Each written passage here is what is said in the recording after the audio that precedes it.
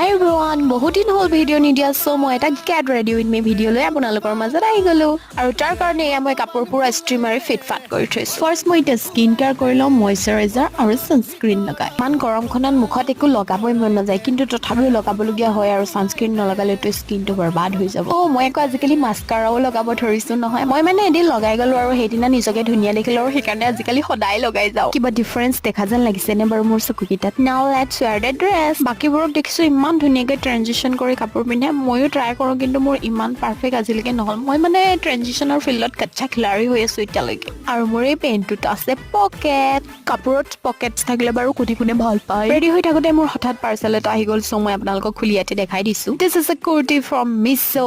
look at this colour guys মই একেবাৰে পিন্ধি দেখাই দিলো আৰু কিমান ধুনীয়া লাগিছে